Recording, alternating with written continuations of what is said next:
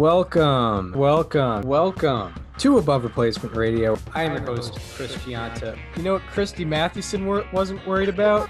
SIERA.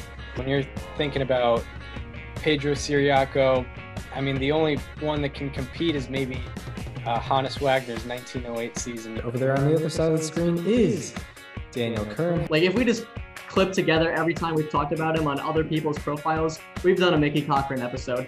I can't get past Rabbit Marinville. It's not necessarily Hall of Fame. It's not necessarily above average, but we can guarantee you we are better than just the standard replacement level college sophomore. And welcome to Above Replacement Radio. We're talking baseball kind of whenever. I'm your host, Chris Gianta. Over there on the other side of the screen is Daniel Kern. How you doing, Daniel? Chris, I'm doing very well today. We had a crazy weekend of baseball, particularly a crazy Sunday. A lot of just unorthodox, weird things happen. Of course, we'll get into them today, but two things that are like a once in a decade experience, if that even. One of them has only happened once. One of them has never happened. Yeah. So we'll get into it. Yeah. So the highlight of the day was I wasn't really around. I wasn't around a TV or really the internet while this was going on, and it's pretty insane what happened, and it kind of was the perfect team to happen to this year. To really put an exclamation point on the failure that has been their 2022 so far. But yeah, so the Pirates got a 1-0 win yesterday that improved them to 15-19. So you figure, pretty good job by Pirates pitching. Offense was able to pull through for a run. And then you go to the box score. You see the Pirates didn't get a hit. Mm-hmm. Reds lost on a granted 8-inning no-hitter, but it's still 8 innings of no-hit ball, and they lost. What was your how'd you take this in? So I took it in the way that anyone on ARR would, by naturally going to Baseball Savant. So Hunter Green pitched for the Reds. It was probably, it was weird to say it was his best start because I think he walked 5 batters.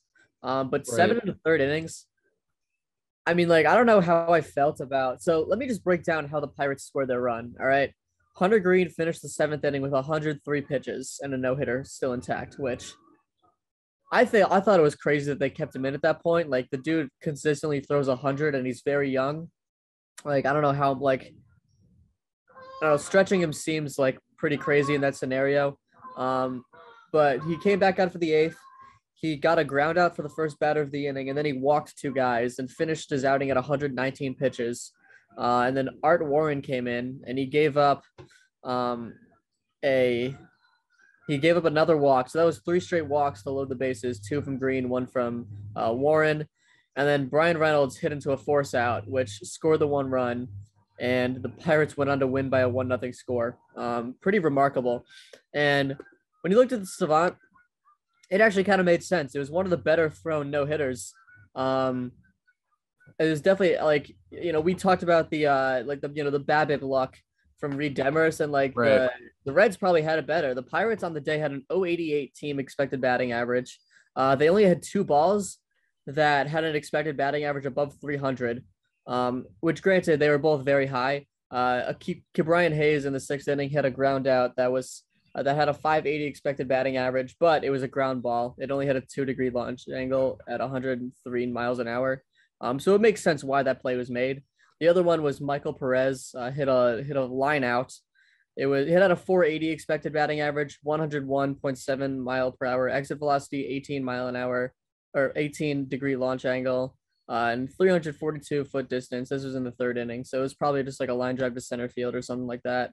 I think that makes the most sense. I haven't seen it.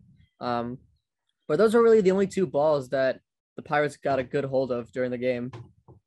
Right. Yeah. I was looking at that too last night. Yeah, there was a lot of weak contact that Hunter Green was inducing. And he'd been struggling the previous few starts. So Yeah. I guess it was good to see him, just put guys away and do some weak contact. But yeah, it resulted in a in a loss for him. But yeah, I think I guess my takeaway was, not that not that this needs to be my thing, but it kind of validated a little bit on my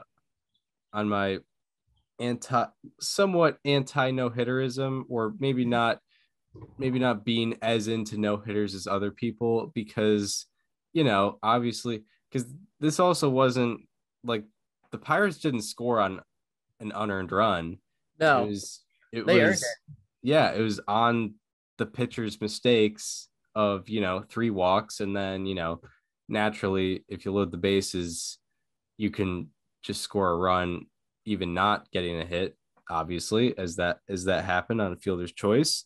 So yeah, it even though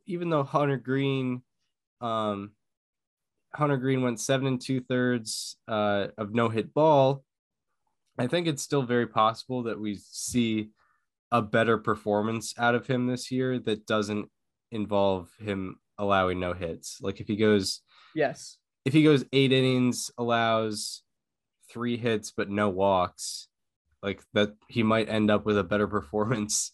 Oh, definitely. I mean, I'm sure by game score it would be a better performance, Right, yeah. unless there's earned runs involved, I suppose. Yeah, and like yeah, unless earned runs are involved. But yeah, he allowed he allowed an earned run against the Pirates, which Yeah. that's funny enough. But yeah, I guess it goes against, or it goes with my narrative of like, maybe some no hitters are better than others, obviously, and when you have 6 combined walks, it can create some havoc and allow a run. Not that Hunter Green obviously didn't deserve to lose the game. He only allowed 1 run, but yeah, you can still allow a run in a no hitter. Yeah. And like you could probably argue he shouldn't have been in the game in that situation. I don't know. Like obviously 103 pitches, I get the no hitter and you wanna try to give him that, but like even after the first batter he walked, like how, and by the way, both walks in that inning were on 3-2 counts. So he was throwing more pitches and allowing base runners. Um so I don't know. I mean I thought it would have made sense to take him out before they did. That probably could have prevented the run from scoring. But now we have this piece of history instead. Yeah, for sure. Yeah, I guess we'll take it. The Pirates have like the coolest luck with no hitters. Like in 2017, they had that Rich Hill game where they were getting no hit through 9, and then Josh Yep. Harrison hit the walk off home run to lead off the 10th, and then of course there was this. The only legitimate no hitter against them was Lucas Giolito in 2020. Yeah, Lucas Giolito. Yeah, that's very funny. Yeah, it went into the 10th. Side note, I'm looking at some of the other no hitters where the team ended up winning. There have been 6 in history, including this Pirates one, and there are some cool games in here. So of course the most recent one was on June 28th of 2008. It was the Angels no hitting the Dodgers and the Dodgers still winning 1-0.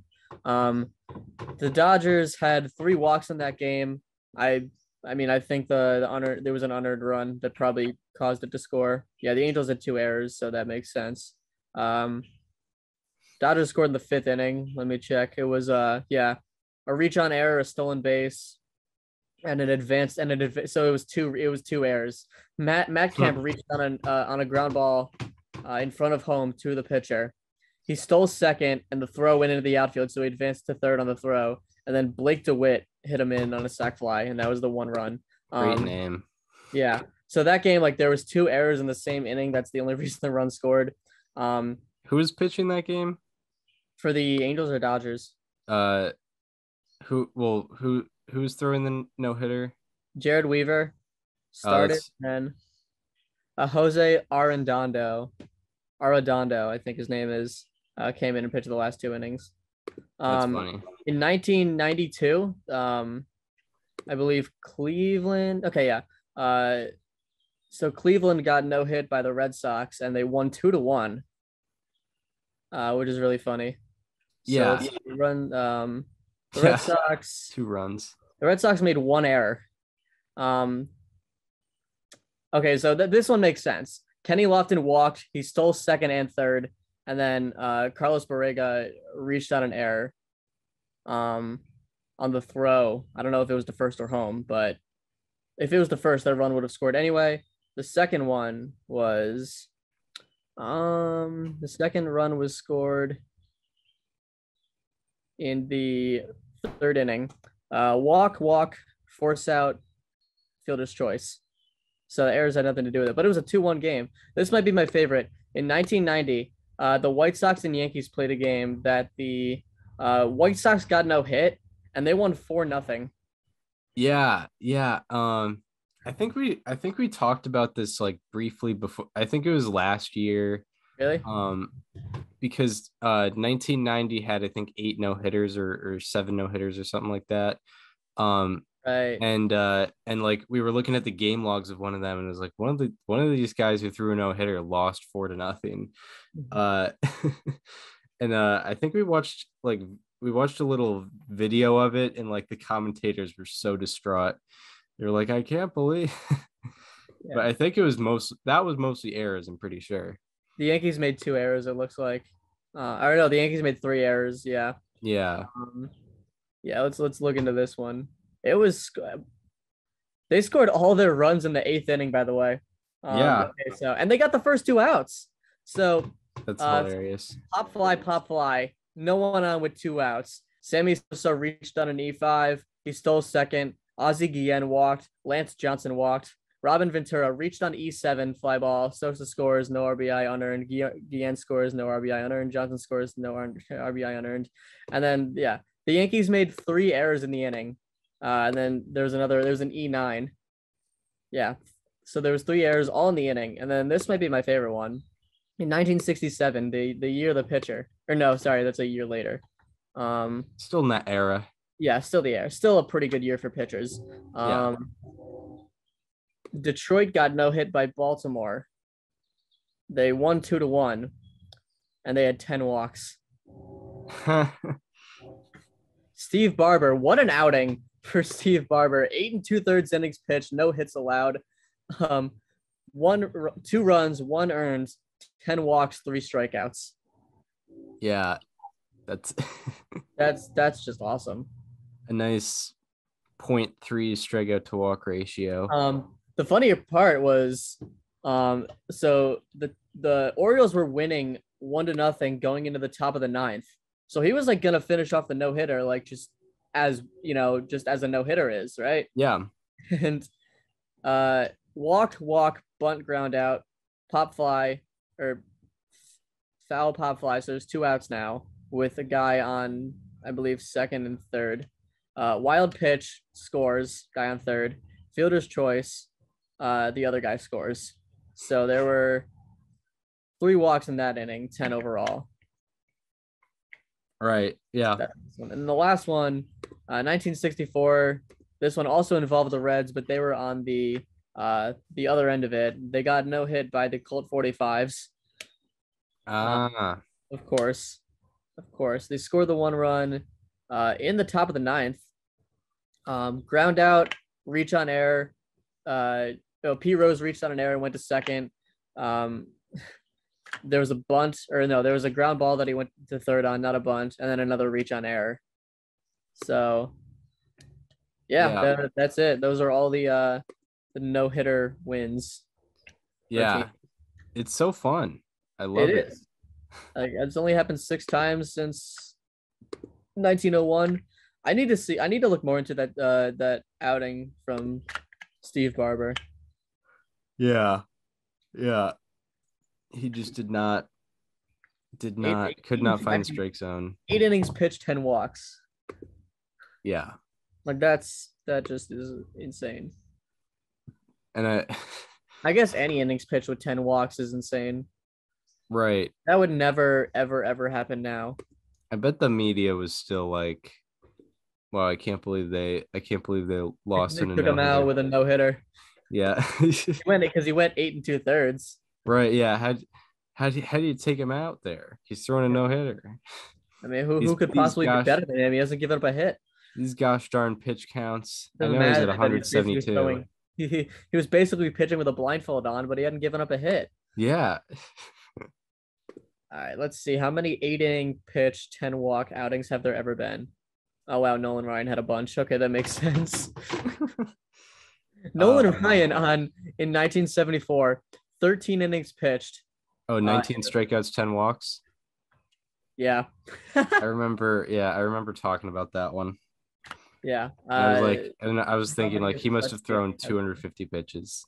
Yeah, there have been 185 such games. The most recent was in 1993. It was Tim Wakefield.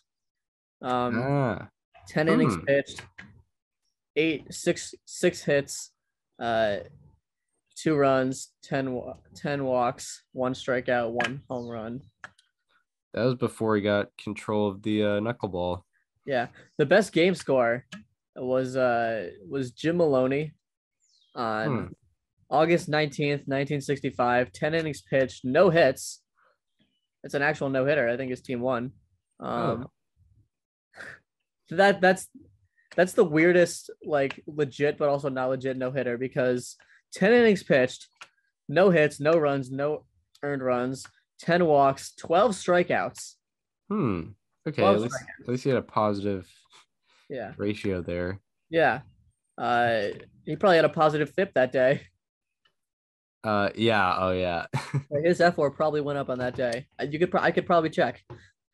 You know what? I'm going to. Yeah. I wonder. Actually, wait, no, I definitely can't. Yeah, no. You can only do day by day data from 2002 on. Yeah. Yeah. Game score 94. The worst game score was, of course, it was Happy Townsend, obviously. Oh yeah, that's a classy Happy guy moment. From Townsend, Delaware, in 1902, August 1st, 1902. He lost 13-0 to the Detroit Tigers. 8 innings pitched, 12 hits, 13 runs, 10 earned, 12 walks, 1 strikeout, no home runs at least. Game score of 1. Bobo Newsom is also on this list of people who have done so. Happy Townsend's on here at least twice. Bobo Newsom's there again. Who's done it the most? Let me see who's done this the most. What, 8 innings, 10 walks? 8 innings pitched, 10 walks in a single game. Bobo Newsom has done it 6 times. Yeah. Bob Feller did it 5 times. Tommy Byrne from what year is this? All in 1951. All in 1951 did it 5 times. Did he play in a year besides 1951? Let me check. It'd be funny if that was his only time in the league. No, he played from 43 to 57. So he had 5 of those games all were in the same year out of a 13-year career. Yeah. That's pretty remarkable. That year in general, he pitched for the Yankees and the St. Louis Browns, which is pretty cool. He led the league with 15 hit by pitches and 143 and 2/3 innings pitched, which is pretty remarkable. I wonder. He led the majors in walks with 150. There were definitely people that threw like 150 more innings than him that had less. He had 9.4 walks per 9 in 143 innings pitched. Jeez. It makes me wonder if he went from the Yankees to the Browns. Like the Yankees they just get tired of him. If it was Browns, he had a 6.86 ERA with the Yankees and 21 innings pitched, and he had a 3.82 ERA with the Browns. With the Yankees, he had 36 walks in 21 innings. Yeah. Yeah, it's Tommy Byrne. Yeah. 19, What a career. Yeah, he probably got a World Series ring that year too, which he probably had a lot because he played 11 years with the Yankees from 43 to 51 and then from 54 to 57. So he definitely had a fun. There was a fair amount for sure. He won 2 World Series, yeah. Yeah. Not in 51. He probably wasn't on the roster some of those years. Yeah, let's see. In the postseason, yep, he had 5.1 walks per 9 and 21 innings pitched. But he had a 2.53 ERA. He won in 1949 with the Yankees and 1956 with the Yankees. In 1956, he threw a third of an inning in the World Series. Yeah. Most He people remember did give Don up a home Larson. run. Or no, wait, no, he didn't. Wait, what? It says in the 1956 World Series, he had 27 home runs per 9, but a 0 ERA. How is that? He gave up. It says he gave up a home run, but he had a 0 ERA. How is that possible? Was it like an inside the park home? No, it couldn't have been an inside the park home run on an error. That wouldn't count as a home run. Yeah, it wouldn't count as a home run. That's weird. That's a typo. There's just no way. I can't believe they would mess up. They probably wouldn't find this. Yeah. Those fools. They thought they were just gonna sneak that one by us. Nope. Which game was it? I need to find his playoff game logs. So I can find more details on this. It was game 2 of the 1956 World Series between the Yankees and the Brooklyn Dodgers. The Dodgers won 13-8. It was the all Don matchup, Don Newcomb versus Don Larson. This is not the perfect game. Not the perfect game. No, I mean, it'd be crazy if he did throw a perfect. I mean, we're on the topic of no hitters where a team wins. I mean, it'd be crazy if Don Larson threw a perfect game and gave up 13 runs. Yeah, that would. I don't think that's possible. Okay. Okay, here it is. Duke Snyder homered off of him. It was a 3-run home run. And then he struck out Jackie Robinson. Okay. All right. It was a huge home run, actually. The Yankees were up. So the Yankees came into the bottom of the second inning, winning 6-0. And then Don Larson gave up 2 runs and had 2 men on. And he got replaced. They treated this like a 2021 playoff game. They took him out after an inning and a third with 1 earned run. It ended up being 3 earned runs, of course. Yeah. Then Duke Snyder gave up a home run. I mean, that's gotta be 1 earned run. Yeah. I can't believe they thought they would sneak that one by us. Yeah, unless possibly, although I don't think this would matter if you just came in, but unless maybe like there was an error earlier in the inning and there should have been 3 outs. There was, but were there 2 outs at the time? But I think when a reliever comes in, No, there was 1 out. There were 2 outs at the time. I guess that's why, but it's still weird that break down his appearance again. Okay, so the inning went single, E3, walk, sac fly, foul, pop fly. So that's 2 outs. Walk, single. Tommy Byrne comes in, home run, strikeout. I guess that's the best explanation. Is there was an error and the inning should have been up, but like I don't know. It's still because I thought when a reliever comes in, that just cancels out and everything's earned for the reliever. Well, I don't know. I guess you learn something new every day. We learn something new every day at ARR. Yeah. Anyway, so the Reds pitched a no-hitter and still lost. That was fucking Tommy Byrne. Yeah. That's what a tangent. That's an all-timer for sure. Yeah. So yeah, that was one topic of Sunday. And then on primetime television on Sunday night, the Cardinals were up 15-2, surprisingly, after facing Carlos Rodon. And closing it out for the Cardinals was Albert Pujols, who is obviously, if you're a baseball fan, you would know him as one of the greatest first basemen of all time. Yeah, if you became a baseball fan yesterday, you would know him as the worst pitcher ever. Yeah, I mean, 4 runs in an inning. Yeah. Mhm. And yeah, he comes out. I mean, it was a cool moment. He probably just, he probably just saw the score, and he maybe before the season he was saying that if it was a blowout, he wanted to pitch, and Mhm. there he is, gets to pitch. This might have been the only time in his career where he had a manager that would actually listen to him on that request. Yeah. Well, Like he also, really like Tony LaRusso probably wouldn't have done that. right. But Um, also, maybe Joe Madden would have. Joe Madden definitely would have. I take that back. yeah, that's true.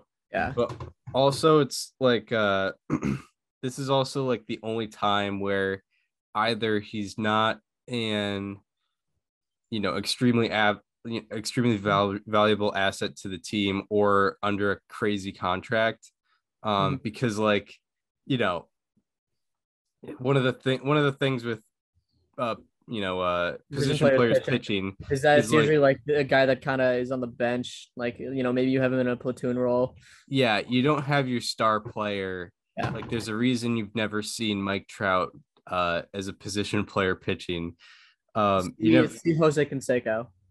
Yeah, you never, yeah, you never really have your star player do that. So like, Albert Pujols right now is 42, and he's kind of a platoon guy for the Cardinals. So it seems, more appropriate that'll happen now. And yeah, this is his 22nd year. Yeah, 22nd year of his career. And yeah, he finally gets this opportunity. So good for him. It's cool. Nothing. I mean, I don't think we could find this, but like Adam Wainwright started the game and Albert Pujols finished it. That's got to be like one of the oldest duos to start and finish a game. Yeah, Like, unless like not counting like the 75 complete games that Nolan Ryan threw from like 1988 on. right. There was this, so it brought me back to a history episode, and there's something about this thing with Steve Carlton and Phil Necro, and I Ah, forget if it was the oldest to start and finish or oldest to face each other. So I'm just gonna go to Steve Carlton's Saber Page and Command F Phil Necro. Um, fair just enough. because, like, We have that's the closest thing we can use. um okay, it actually had nothing to do with age. uh Carlton and Necro became the first teammates with 300 wins each to appear in the same game. Ah, yeah, Okay. Albert Pujols has got a ways to go before 300 wins, and Adam Wainwright probably does too. Yeah. Very true. Very true. Adam Wainwright is sitting at 188 career wins. Um, yeah, I mean, he's got, give him 20 win seasons, he'll be right there Yeah, at at age the age of 40. 46. Is he at age? Yeah, he is at age 40 currently. Cool. Yeah, so two 40-year-olds starting and ending a game on Sunday Night Baseball too. Yeah, on Sunday Night Baseball. I actually want to How go funny to, is it that was an Adam Wainwright versus Carlos Rodon, like should be a pitching duel type of game, but instead we got Albert Pujols pitching. yeah, that it was weird to see, like, because Rodon hasn't had a bad start all year, and then he had a Oh, bad he's start. in fact he's had very good starts every single time. Right, exactly. Um, I'm just looking for player breakdowns. Okay. Albert Pujols, he had 27 pitches. But let me guess, they were 19 all the same pitch. It says 19 fastballs and 8 curveballs, but I think that's just a StatCast registry thing. Yeah, I think he threw the same thing every time, and some of them happen to be faster than the other. Yeah. Um, it says his average fastball velocity was 62.4, average curveball velocity 53.3. Yes. Um, on the day, average exit velocity against of 94.4. not great, but luckily he also plays first base, so and is a good quality designated hitter. So I think he does have a future in this league. Yeah, he does. I mean, his FIP's got to be miserable because he gave up 2 home runs. Yeah, we'll have to take another look here. His xFIP though, I bet there's something there. Yeah, for sure. Let me see, I don't think he walked anybody, so I bet he had a better xFIP than definitely like Reed Detmers in his no hitter. Yeah, that's funny. Yeah, 32.1 FIP, 8.82 xFIP. Okay. Um, Hey, it's not that bad though. It was yeah, it's because he had 1 walk and no strikeouts. seven pitchers had a worse xFIP yesterday. Okay. Oh, he did have a walk. Yeah, that's tough. Yeah, the walk set him up bad. Yeah. 15.14 expected ERA. Mm-hmm. He was not even the worst pitcher in that game by xFIP. That's funny.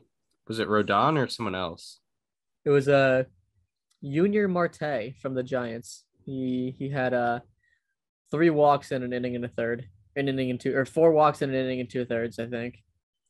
Yeah, no one was doing particularly well for the Giants pitching wise that game. And he also didn't give up a home run, and he probably had a fly ball in somewhere there. Yeah, right. 0% home run to fly ball ratio. Yeah. It's a Mickey Mouse game. Yeah. Everyone knows if you give up 8 fly balls in a game, you have to give up at least 1 home run. Or no, if you give up 2 fly balls in a game, you have to give up a quarter of a home run. Otherwise, it's a Mickey Mouse performance. Yeah, but anyway, that's Albert Pujols pitching. Yes. All right. So is it time to get into players to highlight? I think it is. Yeah. It's a shorter one today, but we made it longer considering the topics we had. Yeah, we did we Tommy Byrne. We definitely, with the no-hitter one.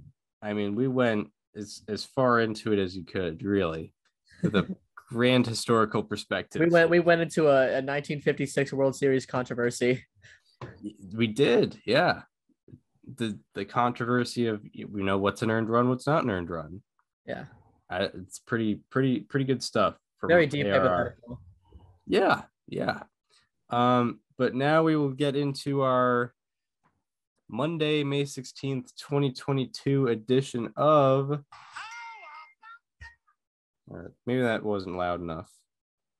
You got a notification in the middle of it. Yeah, that's the great Alex Ricard texting me. That's a full Ricard, not even in the school year. Yeah. Springfield people understand. So who are you looking at as a how about that this week or My how about that for today is quietly been one of the better starting pitchers in the league. I'm talking about a guy that as a fan of a team that this guy used to pitch for, never would have imagined putting him on this segment. But I'm talking about Martin Perez today, who has a 2.01 ERA and a 2.44 FIP in 40 innings pitched, which puts him tied for 6th in pitcher FWAR for the season. He has a K to walk ratio of 3, which if that stays put, it would be his career high. And he's also yet to give up a home run. Perez has thrown his sinker as his primary pitch this year. That's the first time he's done that since 2018. And because of that, his ground ball rate has gone up by 8% since last year, which makes sense if he's throwing his sinker more. But his fly ball rate has also gone up by 5%. That means that something had to have dropped significantly, and it did.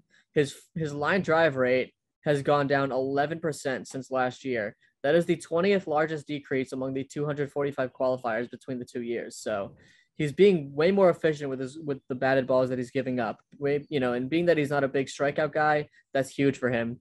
In 2018, Perez, which keep in mind, that was the year that he last threw the sinker as his primary pitch. 2018, he had the shift deployed for him on 5.8% of all batters faced, which when you're giving up a pitch that produces a lot of ground balls, 5.8% is not going to cut it. And that's why he wasn't good in 2018. This year, it has been there for 40.2% of batters faced, almost 8 times as much. And naturally, this year, hitters are batting 222 on ground balls against the sinker, opposed to the 323 that they were batting against them in 2018. So it's over a 100-point difference on batting average against ground balls on his sinker. And when you put the shift there for more than 5.8% of the batters faced, that's going to be the result. And Martin Perez has used that to his advantage, and he's also just had really good control. And that's why he is my how about that. Martin Perez. How about that? So today's May 16th.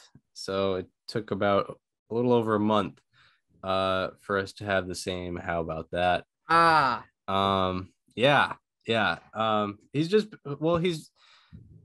guess it's a compliment to Martin Perez because he's just been that good. It's just hard to ignore.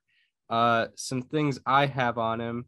If you isolate it to his last 5 starts, it's pretty incredible. In his last 5 starts, he has a 0.84 ERA and a 2.15 FIP in 32 1/3 innings pitched.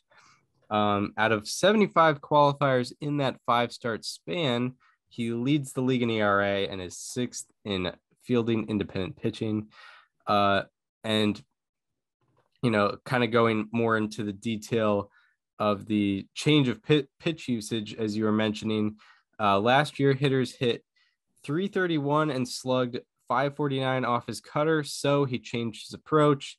Overall in the year, he's increased his sinker usage by 13.9 percentage points and decreased his cutter usage by 9.8 percentage points. However, everything is working. As you mentioned, the sinker is working very well, especially with the shift. I wasn't looking at the shift. That was very good insight there. His sinker has an average launch angle against of 0 degrees and a 220 slugging against.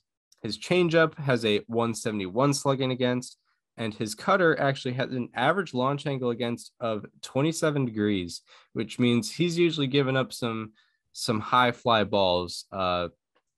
Usually that's what it means, because it's like obviously not every launch angle is going to be exactly 27 degrees. So it averages out, and usually that means that there's going to be some high fly balls. So an average launch angle against of 27 degrees is kind of promising. And along with that, that cutter has a 273 slugging against. So I guess Martin Perez again getting a How about that? So yeah, it's good that we took 2 completely different angles to it, I guess. I set the over under at June 15th, so we were just under a month away. Yeah. It happened. Now let's see if we can have the same slightly alarming. Yeah, for sure.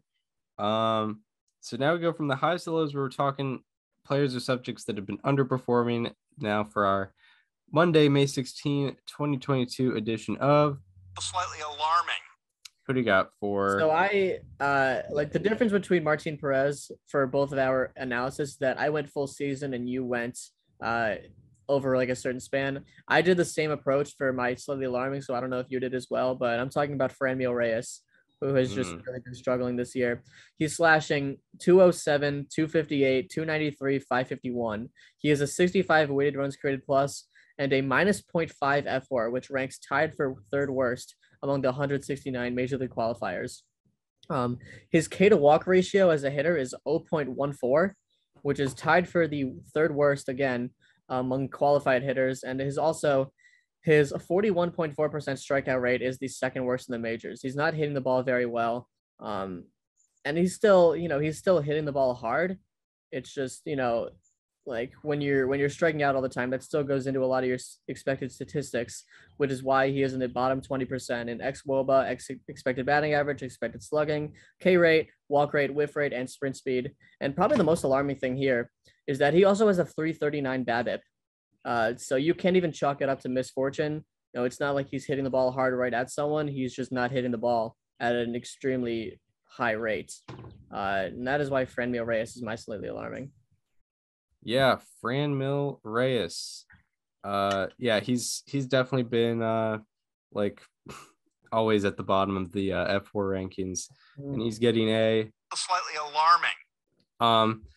And yeah, it was funny that you were saying like, what if we get the same slightly alarming, and then you said Franmil Reyes, and it was kind of, the name was kind of close because the first three letters were the exact same.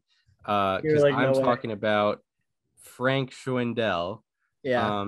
So this might not be a big deal to a lot of people because it like Frank Schwindel was like, he was kind of odd last year. Like Really? Was he your player to watch on the Cubs? No, mine was I don't know, it doesn't matter right now, but it was not Frank Schwindel. I do remember that. But Frank Schwindel, he's kind of an odd year last year. He got traded. I don't know, but he went from the A's to the Cubs, so I imagine he was in the Andrew Chafin deal. And then with the Cubs, he had 56 games, and he had an OPS over 1,000. But his expected statistics were like much lower than what he was able to do. And but yeah, now he is struggling. In his last 19 games, he's hitting 188 with a 427 OPS, a 32.8% strikeout rate, and a 4.5% walk rate. And that strikeout rate is kind of alarming because one of the things he was doing well last year was putting the ball in play, not striking out. His strikeout rate was about, I think it was 15.8%. And then, in his last 19 games, it's more than doubled from that. Out of 169 qualifiers in this 19-game span, his OPS is 8th worst and his slugging is 7th worst. Also, breaking it down just by pitch, overall last year, his run value per 100 plate appearances on four-seam fastballs was a positive 3.1. And this year, it is negative 3.3. So a major turnaround on his ability to hit four-seam fastballs. So last year it was 9th out of 420. And now it is 5th worst out of 251. So his run value per 100 plate appearances on four-seam fastballs went from top 2% to bottom 2%. Very odd from Frank Schwindel. And that's overall in the year. That's not just in this 19-game span. However, in his last 19 games, he is slugging 233 off all fastballs, 233 after slugging 685 off all fastballs last year. So Frank Schwindel, I never really was too high on him, but he is struggling significantly right now and getting a Slightly alarming. So yeah, there's Frank Schwindel, who's this right-handed first baseman for the Cubs, and he's like 30. And I don't know, when I was looking at potential how about that's last year, he was always like in the spans, like top of like the OPS leaderboards. And I was like, and I just looked at his BABIP and it was like 450, and I was like, nah, I'm not gonna do it. Yeah. No, I thought the same thing. I literally did. I was like, because like Rafael Ortega, I think, was also in the same boat. Yeah. And I was like, nah. Yeah, and also, the Cubs were like this. The Cubs were struggling so mightily, but Frank Schwindel and Rafael Ortega were not. That was a very funny thing. But yeah, that does it for players to highlight. And now we'll preview the week ahead, where I will point out some series to watch. Daniel will point out some day-by-day matchups to look out for. So yeah, just looking here at the MLB app. I guess some interesting series would include the rematch of the National League Division Series last year, in which the Braves took 3 out of 4 to advance to the NLCS. It is Brewers Braves at American Family Field. That is going to be going until Wednesday. And yeah, on that Wednesday comes a great pitching matchup, which Daniel will probably get into. Yes, I will. But yeah, that is going to be a nice 3-game set. The Brewers have been doing very, very well. The Braves have kind of started the year like they started last year, which is under 500. And obviously nothing to where they want them. Yeah, obviously nothing to be alarmed about. I mean, it would be more alarming if they were 25-10. Yeah, something would be pretty off there. And what was the other series I was looking at? Or yeah, not a great series. Let's look at the ones that start on Tuesday. See if there's anything else that's good. Yeah, and then after that, Cardinals Mets is interesting. You got Steven Matz facing the Mets on Tuesday. That should be good. Yeah. The Steven Matz revenge game. And then I guess another series to watch would be Phillies Padres. Phillies, kind of hard to take a temperature on them right now. It's just like their offense looks great, especially like Kyle Schwarber and Bryce Harper. But it is kind of hard to get a temperature on them, and the Padres have been doing pretty well. But that is going to be at Citizens Bank Park, and I believe that should be 3 games. Yeah, will be 3 games. So yeah, check out those series. What do you got for the day-by-day matchups? Yeah. By the way, Bryce Harper tore his UCL, and he's just still in the lineup, and he's hitting like better than ever. Yeah, it's crazy. It's so weird.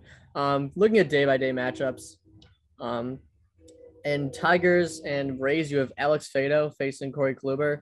Alex Fado, very good story. Was a top prospect before 2018. Had a couple good years and then had to undergo Tommy John surgery. He's in the big leagues now. Sandy Alcantara will be facing the Nationals at Lone Depot Field, I think it's called. Luis Severino will be facing the Orioles at the very pitcher-friendly Camden Yards. In Mariners Blue Jays, you will have Chris Flexen versus Yusei Kikuchi. In Astros Red Sox, you will have Garrett Whitlock facing Jake Odorizzi at Fenway. In Pirates Cubs, you will have Wade Miley facing the Pirates at Wrigley. That's matchup of the night. Angels versus Rangers, Noah Syndergaard facing John Gray, who's had some injury troubles early in the season.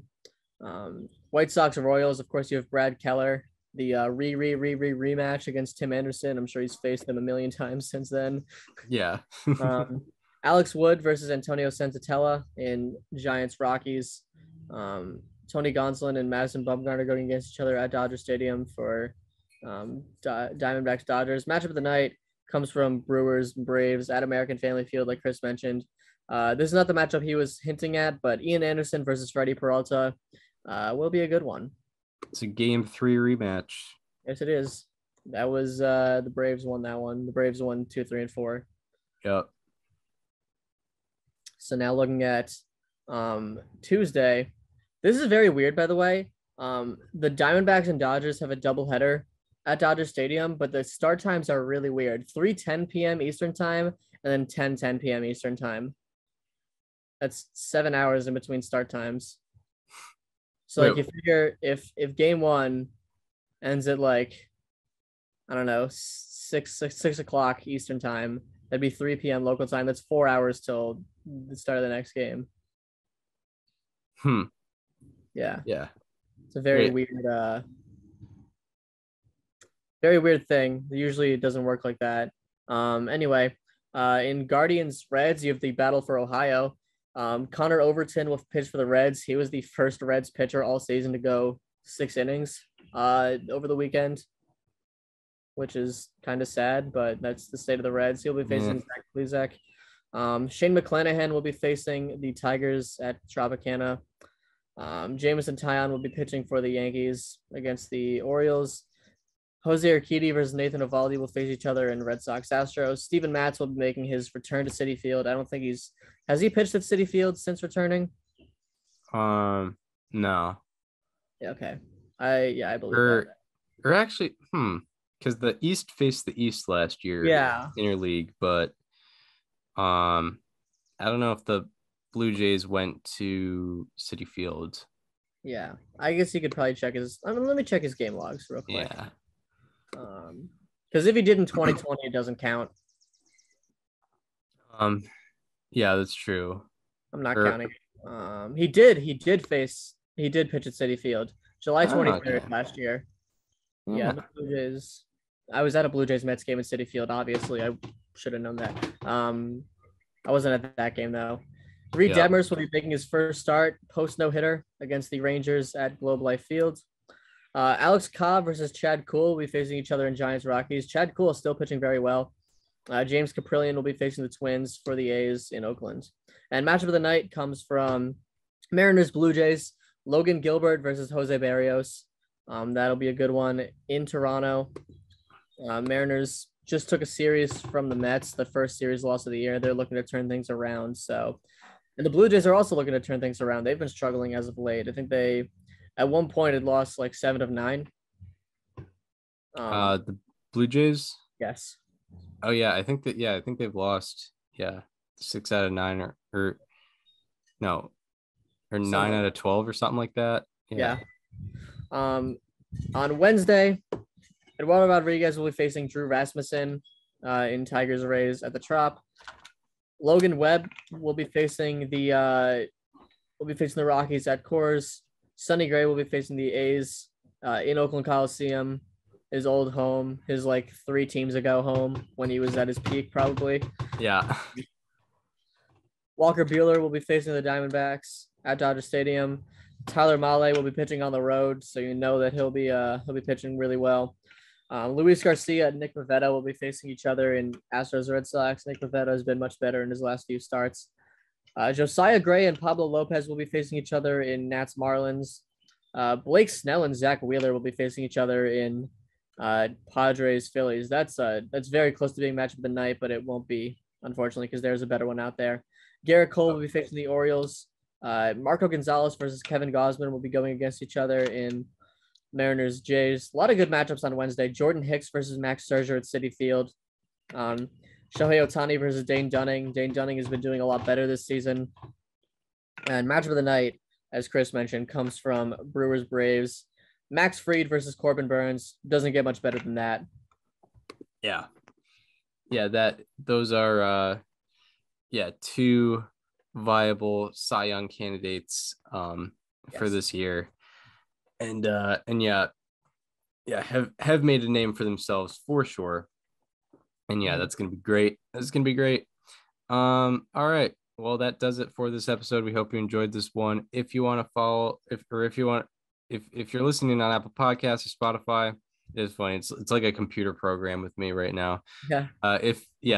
When it's on Zoom, you go into the YouTube channel, because if you're listening on Apple Podcasts or Spotify, go to our YouTube channel, subscribe to the YouTube channel. It's called Above Replacement Radio. Just check us out. Check out the talking pictures and also our playlists.